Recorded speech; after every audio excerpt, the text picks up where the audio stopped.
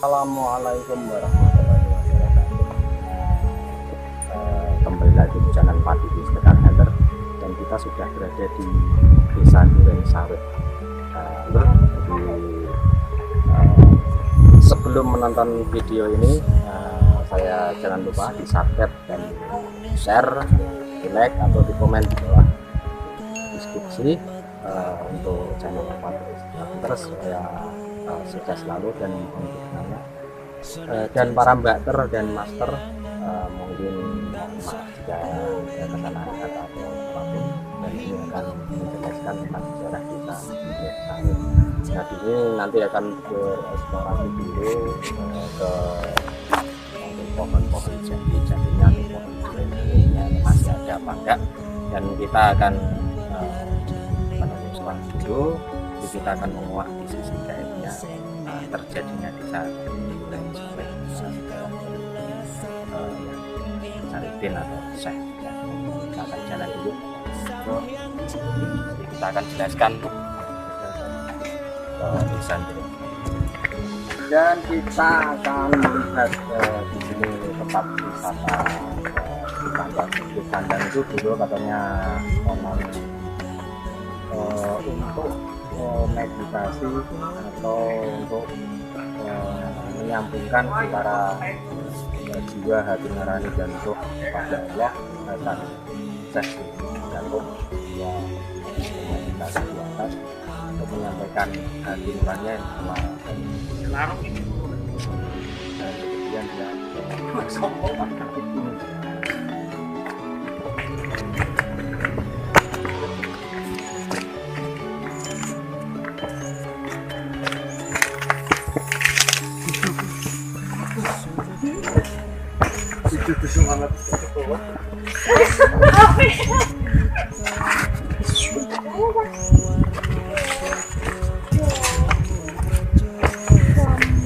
bojoku semangatku guys.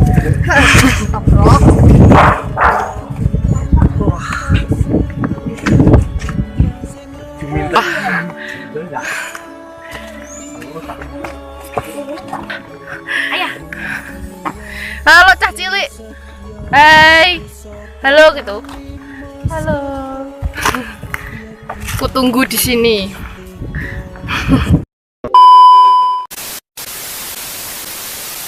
Oke guys, ini akan melanjutkan. Gusmo akan menceritakan sejarah desa Duren Sawit.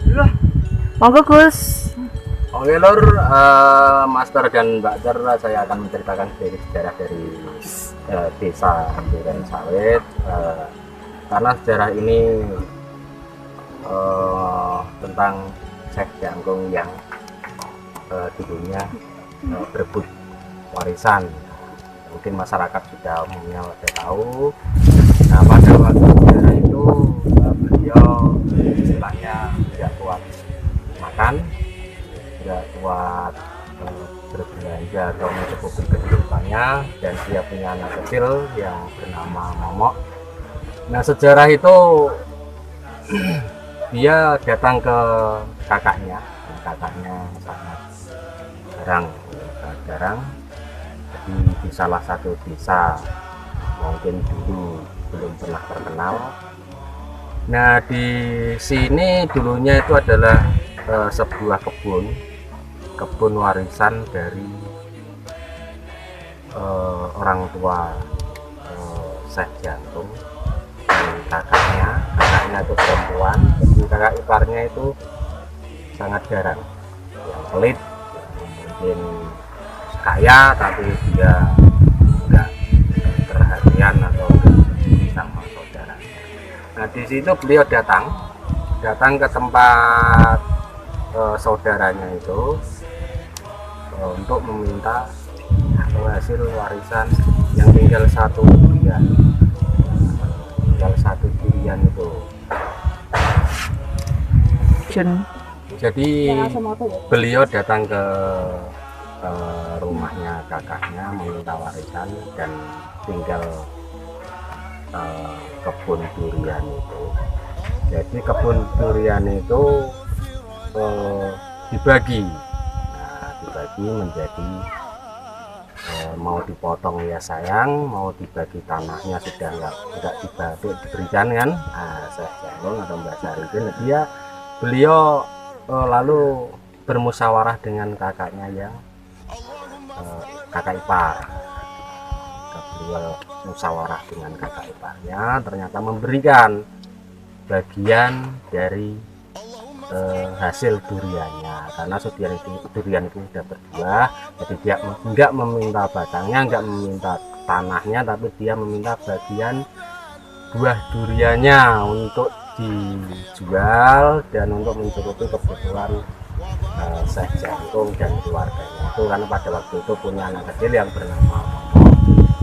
Nah di situ guys, itu ada kejadian yang kecil,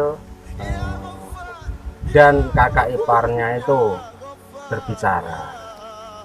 Jadi kalau siang itu jatahnya kakaknya, kalau jatuhnya malam, nah itu jatahnya Syekh Jangkung atau Mbak Saridin. Jadi setelah dia jaga malam, ternyata ada harimau yang setiap duriannya jatuh dimakan oleh harimau itu.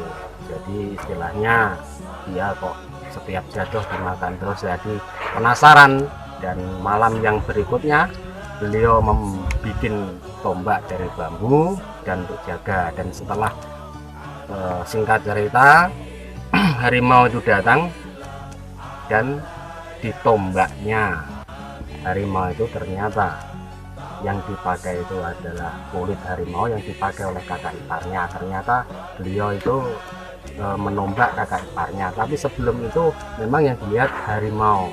Nah, jadi ya mungkin sejarahnya, ceritanya mungkin sedulur-sedulur semua sudah tahu, dan disitulah beliau mendatangi sesepuh atau istilahnya kades, Pak Lurah, kepala desa, dan menceritakan kejadian yang terjadi. Jadi dia menceritakan, ternyata terus dia nyabdo, kata orang Jawa nyabdo. Jadi terjadinya di Sanduren Sawit itu adalah duren sakwit. Duren sakwit. Jadi besok kalau ada terjalin zaman kata orang Jawa bilang, nah itu akan dijadikan desa duren sawit atau duren sakwit. Nah setelah membunuh kakak iparnya, dia pergi, ternyata dilihat dengan kakak iparnya, dia ada di Bukit Pandang ini. Seperti itu, dia ada di Bukit Pandang ini, dia merenungkan diri dan mencari petunjuk, mendekatkan diri kepada yang Maha Kuasa, Sang Hyang Gening. Kalau hidupnya beliau sudah masuk Muslim, ya Allah Subhanahu wa Ta'ala, sama aja. Jadi sebenarnya kalau nama itu kan banyak. Nah disinilah dia bermeditasi, mencari petunjuk, dan disuruhnya untuk menyerahkan lokasinya ya bisa Syekh Jangkung seperti ini. Dan saya membawa anak-anak ini biar tahu tentang sejarah yang ada di Pati. Mbak Caca dan Mbak Juminten, dan Mas Badang dan Dek Prisa, Mas biar Dina, tahu- Dek Rosid. biar tahu sejarah tentang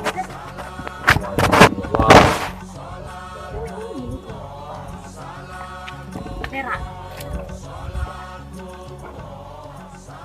dari nenek moyang kita terdahulu, kita membawa itu. Dan begitulah singkat cerita dari terjadinya di Desa Duren Sawit.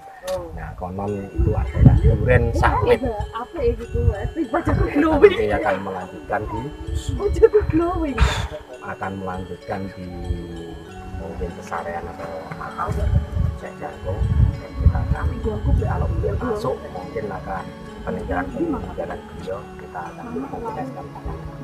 Jadi kita menunggu waktu itu karena sangat puncak sangat mungkin 400 kaki jadi guys. Jadi kita akan lanjutkan dan di sini kita sudah menceritakan atau membicarakan Bukit Pandang ini sampai saat ini dijadikan wisata, tapi wisatanya itu enggak religi, tapi malah sekarang kok banyak pemuda-pemuda atau pasangan yang bermesum itu ya cocok. Nggak masuk ya Gus ya? Masuk di akal, masuk pembukuan sejarah. Kebanyakan mah itu lihat sendiri di bawah itu ada bisa disitu di bawah itu. Mohon maaf ya nanti kalau seandainya menonton ini contohnya salah satu, dan masih banyak lagi di atas sana guys, di atas sana guys. Wisata itu masih banyak gitu. Jadi ini sebetulnya adalah wisata religi, bukan wisata untuk kaum pemuda. Begitu aja, dan nanti kita akan lanjutkan makam Syekh Jangkung. Oke, let's go. Dan jangan lupa nanti jika tayangan ini sudah muncul di beranda kalian, jangan lupa like, subscribe, share, dan komen. Akan meninggalkan Bukit Pandang tempat majlis salju dari Jangkung. Dan saya memang mengajak anak-anak supaya tahu sejarah di Kabupaten Pati. Kita akan melanjutkan perjalanan. Jadi untuk hari ini khusus perjalanan bersejarah, peninggalan para wali atau para sunan. Khusus ya ini ya, hari ini ya. Hari ini, dan kita akan melanjutkan ke kalian atau makam Jangkung. Ini ada wejangan guys. Cinta yo oleh ning ojo ngemis. Ikuti terus channel Pati Mystical Hunter dan kita akan membuat konten-konten yang lebih seru. Kalau memang channel Pati Mystical Hunter membimbing atau memberi wawasan atau memberi pengetahuan lebih banyak, ya mohon di subscribe ya lor ya. Dan bunyikan loncengnya agar nggak ketinggalan konten-konten Pati Mystical Hunter yang selanjutnya. Bukit Pandang.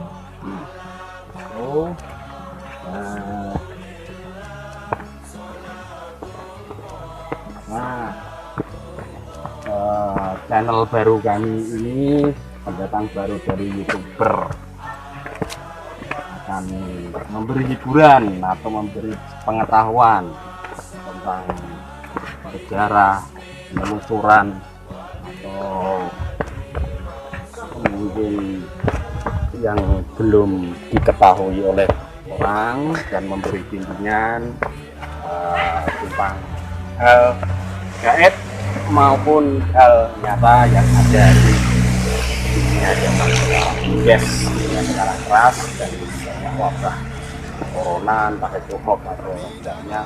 Jadi kita mengikuti arusnya aja. Jadi, mungkin channel Pati Mystical Hunter memberi pengetahuan atau bimbingan. Kita akan melanjutkan perjalanan yang bisa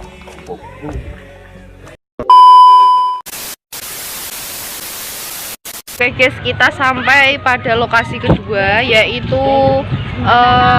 makam pesarian Mbah Saridin atau Syekh Jagung. Dan ini monggo mas, saya sarung. Oke.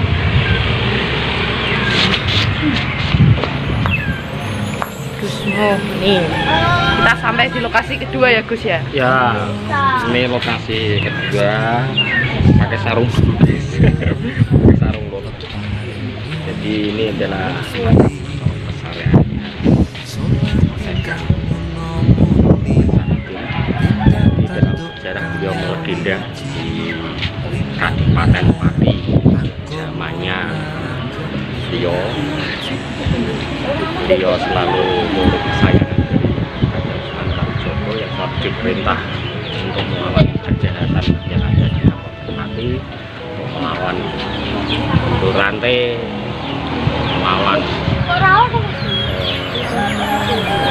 dua nabrang dan lain-lain sebagainya. Mungkin sejarahnya agak ada. Kita akan terus silaturahim ke dalam untuk melihat suasana di dalam makam. Kita akan menyapa beberapa penduduk sini guys. Jadi kita tidak lupa untuk melakukan silaturahmi. Selamat datang.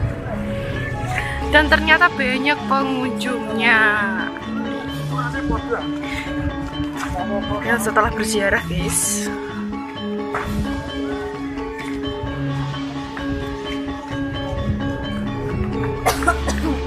Mbak Jumilan, Mbak Caca, Mas Badam, dan ini anak-anak di proses. Siapa tahu ada wayang, karena dari makanya guys, ini baru membeli bunga. Ini masuk ke area pesantrennya.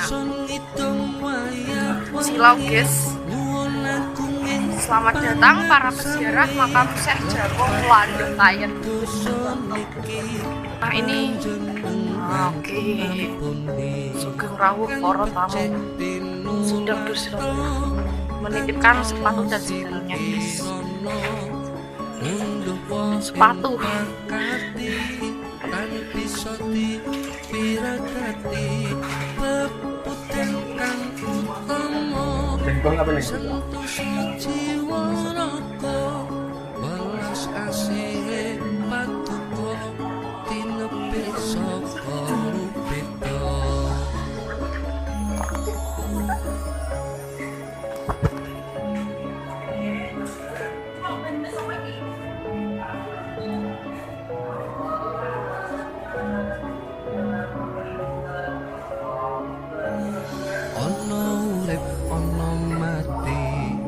Padang peteng kang wis mesti bunga susah iku peparinge Gusti, ngupaya lan pamarsudi kanthi tulus sing ati padha gayo wahyuning Ilahi.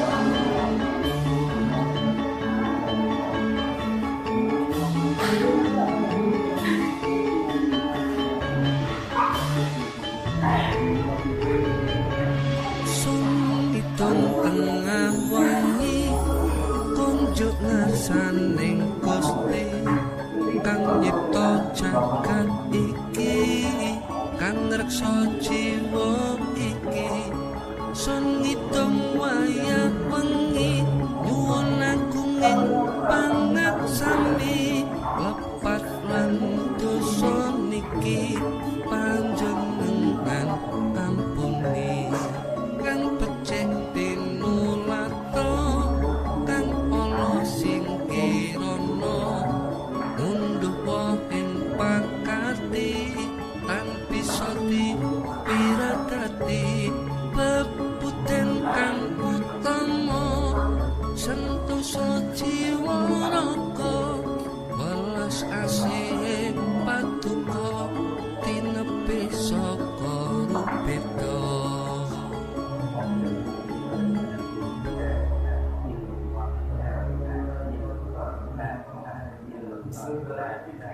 A few moments later. Dulur-dulur semua, youtuber di seluruh Nusantara dan fan-fan dari Pati Istiqlal Hater. Mohon maaf, mungkin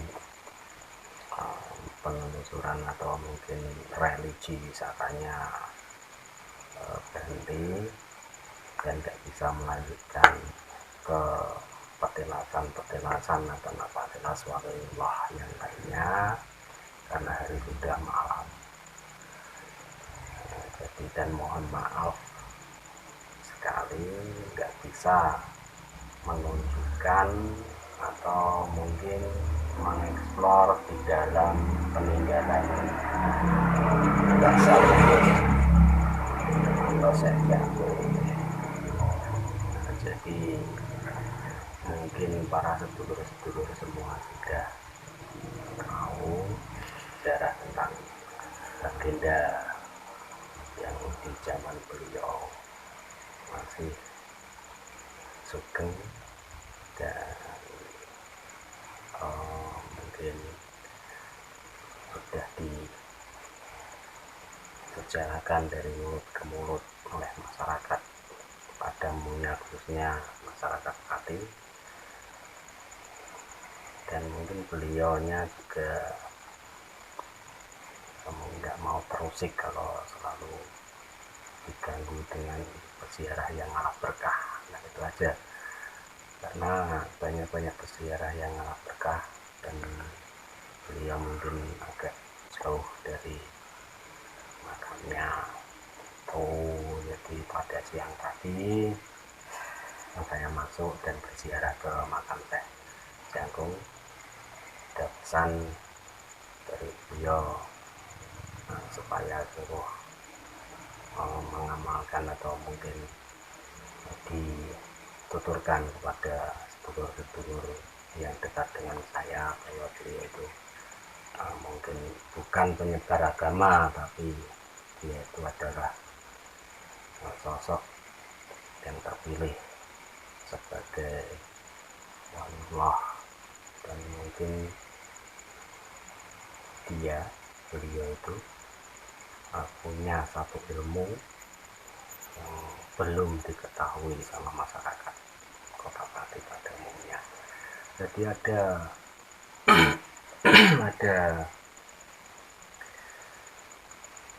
ilmu yang sangat takjub pada waktu beliau masuk dalam pesantren Kudus.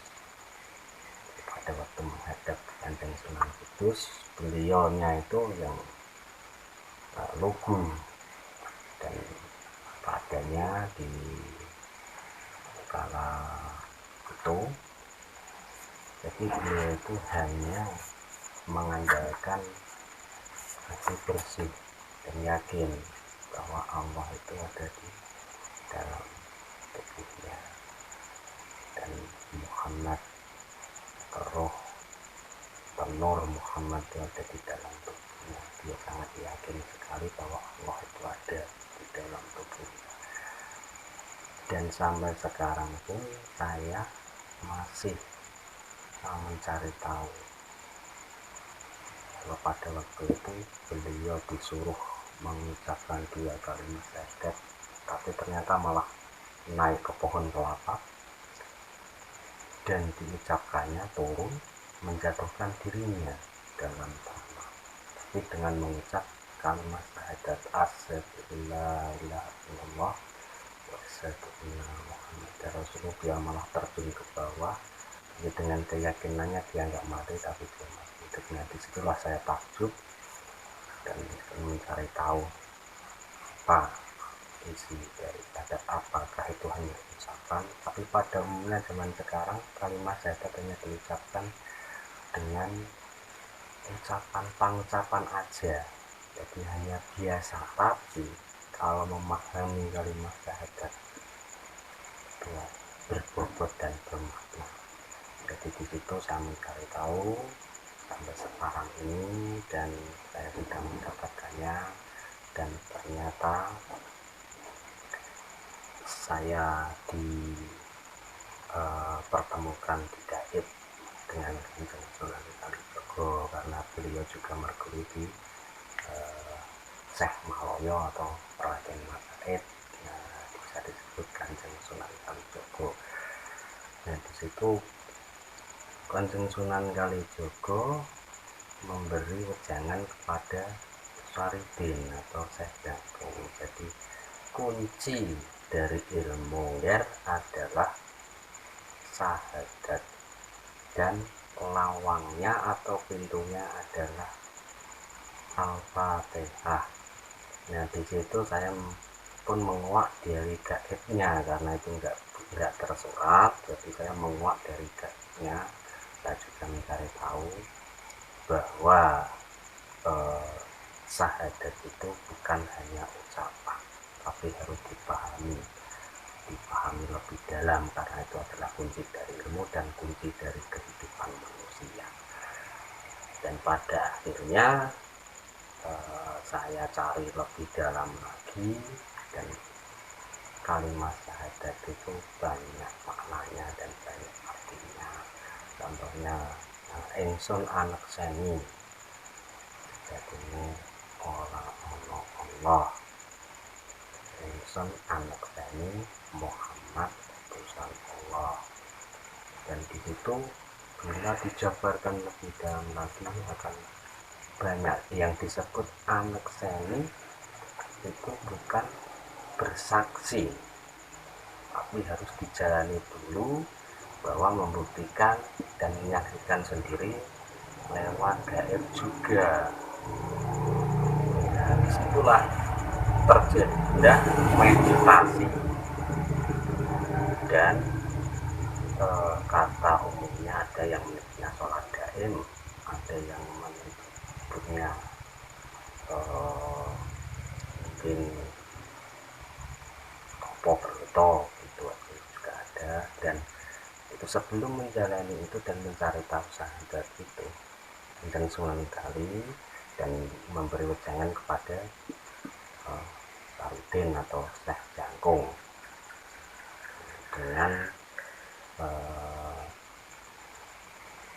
memberi wejangan atau memberi pesan harus menjalankan molimo. Jadi molimo ini bukan madat, madon, medok, maling atau mau minum.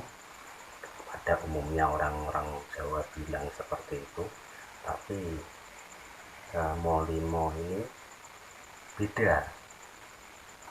Jadi sekarang ini kan sudah mungkin kan dicampur baurkan dengan era modern ini, dan orang-orang Jawa dulu menyebutkan tinggal molimo, padahal enggak. Jadi molimo ini wejangan dari pesan yang disampaikan Sunan Kalijaga kepada Syekh Jangkung ini adalah mo yang pertama, Marsudi Ajuning Santo. Nah, artinya kita harus menghargai diri sendiri, menghargai agama lain, menghargai orang lain. Seperti itu. Yang mau kedua adalah manembah. Manembah istilahnya itu menembah, manembah marang Gusti Allah, manembah marang sapodo-podo, manembah dengan. Dan terus yang ketiga itu mengabdi. Nah, mengabdi sini Kanjeng Sunan Kalijaga memberi arti, jadi mengabdi kepada orang tua, kepada bangsa dan negara, kepada agama, dan kepada apa yang dijalani, dan pada umumnya amanah-amanah yang diberikan kepada manusia. Dan yang keempat itu adalah maguru. Jadi kita itu maguru harus mencari ilmu bersama manusia yang itu. Jadi mungkin maguru itu mungkin pada umumnya kita mencari ilmu gaib maupun ilmu nyata atau ilmu yang lainnya, atau ilmu kanuragan dan lainnya, atau ilmu kepintaran kita untuk dari kehidupan dan masa depan kita. Dan untuk mau yang terakhir adalah martopo. Nah, martopo ini adalah bertapa. Bertapa ini pun sangat banyak ya yang diajarkan oleh mungkin para mbakter dan para master-master paranormal atau spiritual yang lainnya, itu bisa diartikan nama tokoh dalam apa. Nah, di situ setelah tahu dan Syekh Jangkung ini kembali lagi ke Kayan di Kelandoh itu. Setelah dan bertanya kepada sang guru sejati atau Syekh Maloyo, Syekh Jangkung. Jadi kenapa bertanya? Karena bertanya dia sangat penting. Setelah saya bisa gini, bisa menjalankan Islam, jadi setelah menjalani rukun Islam atau apapun itu, apakah saya nanti naik haji setelah mampu atau gimana guru gitu. Jadi terus sang guru sejati atau Syekh Maloyo atau Kanjeng Sunan Kalijogo menceritakan sedikit, jadi menceritakan sedikit kepada Syekh Jangkung. Pada waktu beliau Kanjeng Sunan Kali mau berangkat ke Mekah, dia menceritakan sedikit. Jadi tujuannya adalah mencari iman hidayah. Diceritakan sedikit kepada Syekh Jangkung. Diceritakan sedikit seperti ini. Jadi pada waktu dia mengarungi lembah, gunung dan menjalani, jadi dapat petunjuk atau mungkin dari gurunya Sunan Bonang, kamu harus pergi ke Mekah untuk menjalani ibadah haji. Ya berangkatlah Mekah dan telah mengarungi mungkin bukit, lembah, gunung dan sangat suram atau mungkin berjalan kaki, dan sampailah beliau di tepi lautan. Dia berpikir sejenak, apakah saya bisa mampu menyeberangi lautan ini karena hanya air. Saya mampu sampai ke Mekah, karena kalau enggak dapat anugerah dari Allah Subhanahu wa Ta'ala, enggak mungkin saya bisa menyeberangi ini. Dan saking khusyuknya beliau yang meminta kepada Allah Subhanahu wa Ta'ala, disitulah datang Nabi Khidir alaihissalam. Jadi beliau berkomunikasi dengan Nabi Khidir, dan Nabi Khidir pun bertanya pada Sunan Kali, apakah kamu mau berangkat ke Mekah? Iya, jawab Kanjeng Sunan Kali. Jadi beliau bertanya lagi, yang kamu cari apa dan tujuan kamu apa pergi ke Mekah? Terdiamlah Kanjeng Sunan Kali dan dijelaskan, jika kamu mendapatkan petunjuk dari gurumu Sunan Bonang, dan tolonglah kamu jalani petunjuk saya juga, karena saya juga akan memberi petunjuk kamu. Yang kamu cari hanya iman hidayah.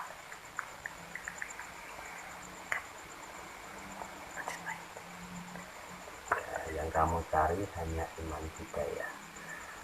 Jadi saya akan memberi petunjuk kepada dan Kanjeng Sunan Kali pun mendengarkan. Sahib, kamu menuju ke Mekah kalau memang nggak punya tujuan, itu percuma. Jadi, karena di Mekah itu adalah petilasan atau tapak tilas dari Nabi Ibrahim. Jadi seperti itulah beliau menyampaikan Nabi Khidir pada Kanjeng Sunan Kali. Jadi kasihan umatmu nanti yang dijawab.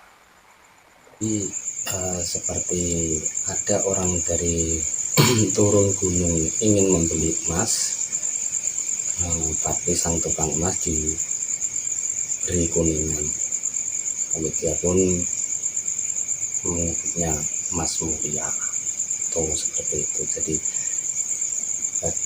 dan Nabi itu berpesan juga Ka'bah yang di Mekah itu adalah tapak tilas atau peninggalan Nabi Ibrahim, dan hanya batu yang berwarna hitam dinamakan Hajar Aswad yang tergantung tanpa jendela.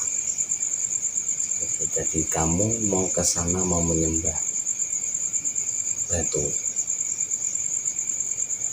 digitukan Kanjeng Sunan Kali, karena di sana adalah petilasan, napak tilas, dan mungkin bagi orang kafir zaman dahulu memang disembah, mempercayai bahwa batu itu adalah Allah Subhanahu wa Ta'ala. Itu bukan Ka'bah yang sebenarnya. Nabi itu berpesan kalau memang kamu datang ke sana nggak punya tujuan, itu akan rugi besar. Jadi Ka'bah yang sebenarnya adalah Ka'batullah, yaitu Ka'bah Allah yang ada di hati kamu. Itulah iman hidayah yang sebenarnya. Jadi seperti itu penjelasan dari Nabi Khidir pada Sunan Kalijaga. Dan setelah itu beliau pulang dan mengamalkan itu, mencari tahu lebih dalam, karena liku-liku kehidupan itu sangat sulit. Jadi terus disampaikanlah itu kepada Syekh Jakung atau Mbah Saridin. Jadi cerita sedikit pada waktu dia mau pergi haji, dan disitu bilang kepada Syekh Jangkung yang Sunan Kali, karena bercakap-cakap sangat lama, ngobrol-ngobrol. Jadi sebetulnya manusia itu yang ditunggu apa di dunia ini?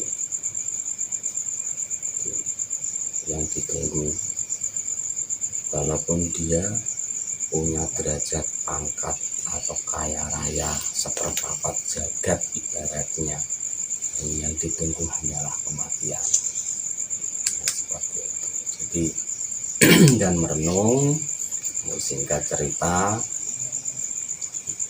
dan membeberkan semua kepada anak cucunya Syekh Jahipong.